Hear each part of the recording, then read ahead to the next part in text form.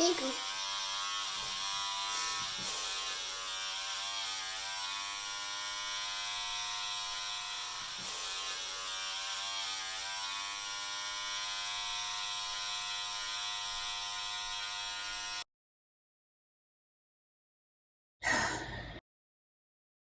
Hey everybody, my name is Janae and this is my alopecia story.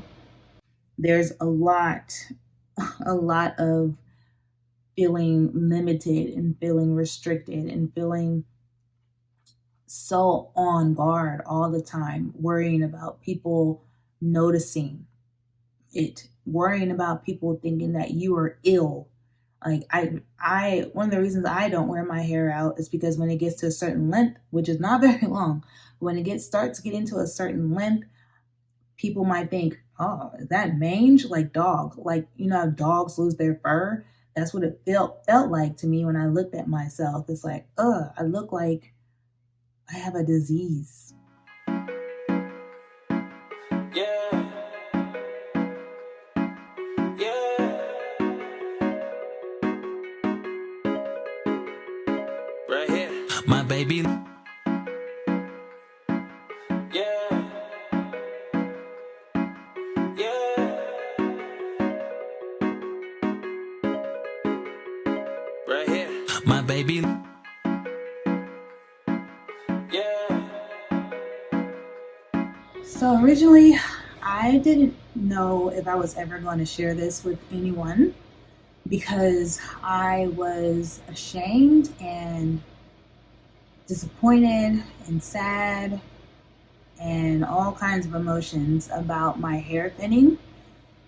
And I thought maybe I would share it if my hair grew back as one of those inspirational stories like, hey, you know, your hair can grow back and everything's going to be okay.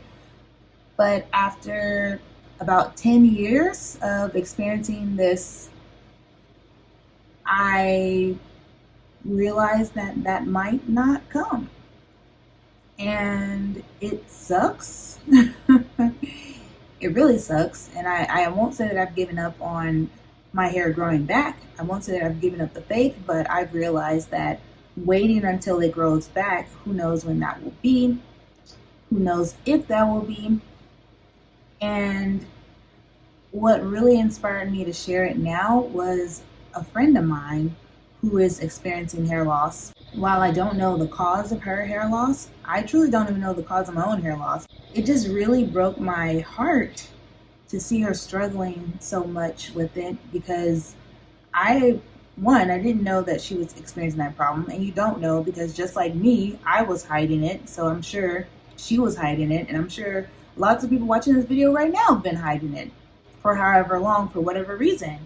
And it just made me sad because she was so broken and she felt like it took away from her. And I know the struggle because I lived the struggle, and it just makes you feel like you can't present yourself as your authentic self because the you that you've always been used to has had hair has had hair on their head. And when you start to experience alopecia, all hell breaks loose when it comes to your identity on so many levels, especially as a woman. And I know that men experience hair loss, but I don't believe it's the same. I don't believe it's the same experience because our hair is not defined the same even as little children. Hair is a totally different experience growing up male versus female. And then add being a person of color, add being a black woman on top of that. Your hair is a lot of things. Your hair is heritage. So when you start to lose it, you feel like you're kind of losing your mind. You feel like you're kind of losing your beauty. You feel like you're losing a part of who you are. And that's why I decided to go ahead and share this because, one, I didn't want you to feel like you were alone. I didn't want you to feel like no one understood what you're going through because someone does. Me and a lot of other people too.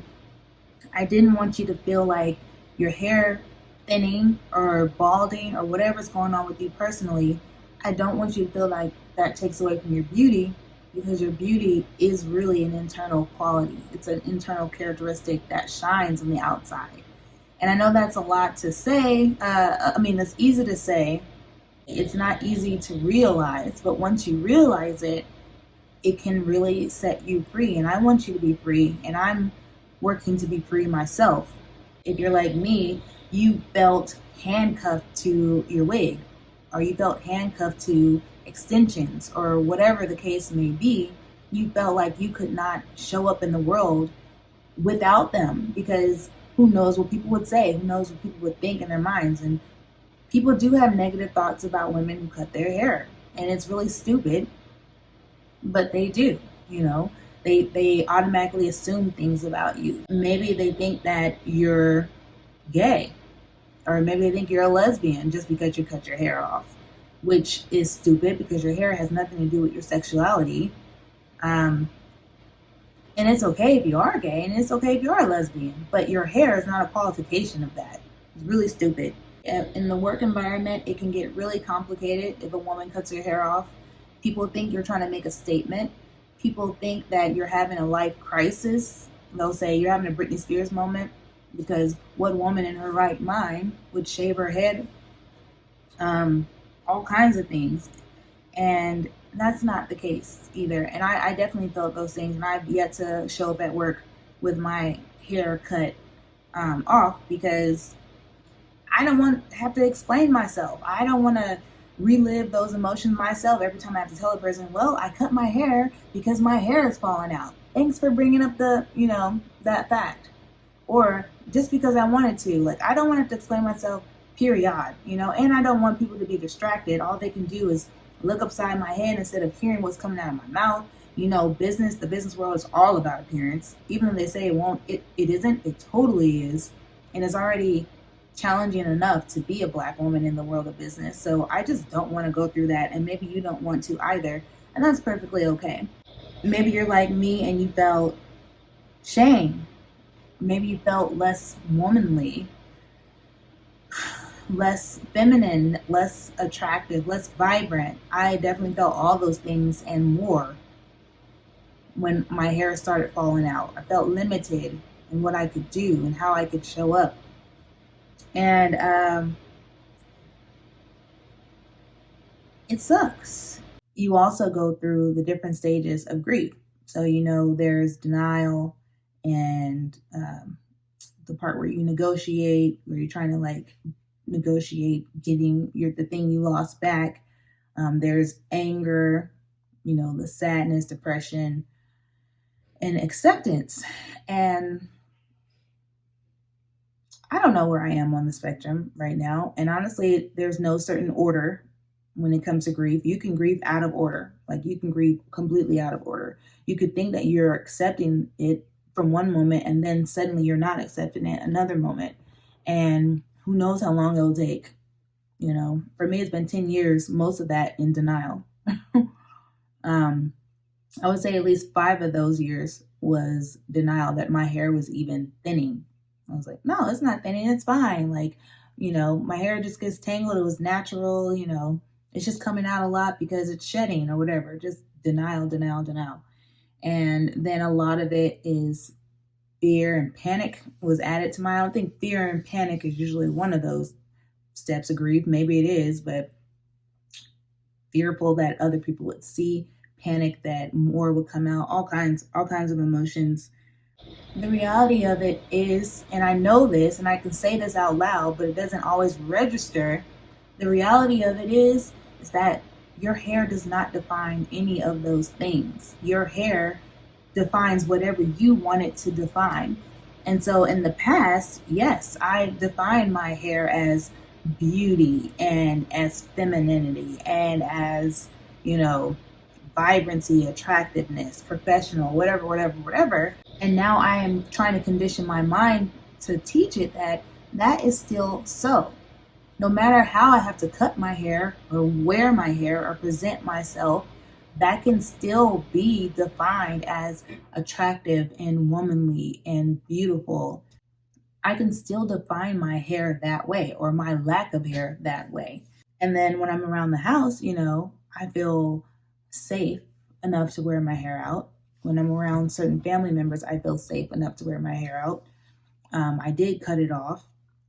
I grow it back occasionally. So I go between periods where I cut it off or where I grow it out. It just depends on what I'm trying to do. So if I want to wear braids, then I will grow it out at least, to an inch, a couple inches or so, so I have enough to grasp, and then I will wear braids because I love braids. They're one of my favorite styles. And then sometimes I'll just cut it off because I get frustrated and I get tired of having to twist it up beneath my wigs. And I'm trying to become comfortable to the point where I go out without a wig completely, or go without a hat or without a scarf. I want to get comfortable enough to where I'm just wearing my hair out. I want those things to go back to being accessories, not necessities. Hair, hat, wigs, scarves, those are all accessories, not necessities. And if you have hair that's long enough to cover it, then maybe that's, great, because that's going to give you more flexibility in, what you can do with your hair. It seems like it's less flexibility, but it's actually more, because you don't have to rely on a wig or anything like that. You could just put it in a ponytail or wear it half up, half down, wherever your situation is, you can adjust. You don't have to wear your hair bald. You don't have to shave it all off just because you're thinning. You don't have to wear a wig if you don't want to. You can wear your hair out. Like, you can do whatever you want. You can adjust however you want to. I felt like I had to wear a wig. I felt like I had to either do that or go out bald. And I didn't want to present myself that way. And that's okay. And that's not saying that you don't love yourself. Maybe you just didn't want to present yourself, don't want to present yourself that way. That is perfectly fine. Just like most people don't want to present themselves looking like they got bedhead or having crust in their eye. It's the same thing. You don't have to present yourself that way if you don't want to. You don't have to prove a point to anybody. But you do want to be okay when you look in the mirror and you see it. Wherever it is, you do want to get to a place where you're not telling yourself you look like you have a disease, and you're not telling yourself that you look ugly and unattractive and unfeminine. You want to look at yourself and feel the way you want to feel in your natural state. I'm not going to say it won't take a long time. For me, it took years. I'm not even completely there yet, Just don't expect it to happen overnight. Just don't think that because you shave your head and walk out the door that you're going to feel better about yourself. It's a process. And I'm going through the process right now. I will always want my hair back. Like, that will never not be a part of my story. But now when I look in the mirror, at least now I can say, I actually look good with my hair cut short. Like, I have the head for it. You don't want to ever look at yourself in disgust. Like, if you're looking at yourself in disgust, in shame, then you know that you need to resolve those feelings about your hair loss, because you don't know how long it will be around, the hair loss. You don't know if it will always be around for the rest of your life. Or maybe your hair will grow back and it'll be like nothing ever happened. Either way, it's a lesson in accepting your body the way it is, doing what you can to make it, more whatever you want it to be. It's the same with your skin. It's the same with your teeth. I got my teeth cosmetically altered because I wanted them to look a certain way. Did I like my smile before? Yeah, I never looked at my smile and think, oh, you look disgusting. But I did want it to look different. So I did something about it. You can do the same thing for your hair, and there's nothing wrong with that. However, if you're looking at yourself in disgust, that's a problem. Like, that's a problem. Because let me tell you, cosmetic alterations are not cheap. And the result is never what you thought it was going to be. Like, these teeth are really beautiful to look at, but I can't bite into things anymore. I was told never to bite an apple. Like, for the rest of my life, I am no longer supposed to bite an apple in the front of my mouth. And I'm like, $30,000, these teeth should freaking cut brick. But I wasn't told that until after everything was done. So what I'm telling you is that It isn't always green on the other side. You might have lots of benefits on one end, but you don't know what the cons will be until you are living it out, until you're experiencing it. And that's same with, surgery on your body, boob job or a gastric bypass or whatever the situation may be. There will be pros and there will be cons. You might think there aren't any cons, but there will always be cons when you alter your body. So I think it's just important to try to get to a place where you're always loving yourself. And whether it's no hair or all the hair in the world, your hair does not define you. You define what your hair is. And that's the biggest lesson that I want to share with you is you define your hair. Your hair will reflect who you are, period. You being a beautiful person will make your hair beautiful. Whether it's bald, dreaded, straightened, relaxed, afro, bantu knots, whatever you want to do with it, doesn't really matter, because if you're right here, if you're warm and fuzzy here, your hair will look warm and fuzzy. I really do believe that. Like, your hair will be an extension of who you are. Everything on the outside is an extension of who you are. It's why some people are stunning to you and some people are ugly to you. It's not the outward appearance, because there are some beautiful people because the beauty within shines on the outside. Just remember that you define your hair. It does not define you. You get to define it. You get to show up in the world however you want to show up. It doesn't matter. It's okay. It's okay if you want your hair back. It's okay if it doesn't grow back. I'm no longer letting it hold me back. I'm no longer letting it hold back how I feel about myself. Because I'm freaking awesome. My hair does not make me awesome. I make me awesome. My heart makes me awesome. And I'm really happy to be at a place where I see that clearly. If you want to see more videos like this, please give us a thumbs up. I will let you guys know what's going on with my alopecia journey from time to time. I'll tell you about the things that I've done so far to try to grow my hair back. I'll tell you about the things that I have coming that I'm going to do to see what's going on. And we'll see what happens. We'll just take it day by day. Thanks for watching. Bye.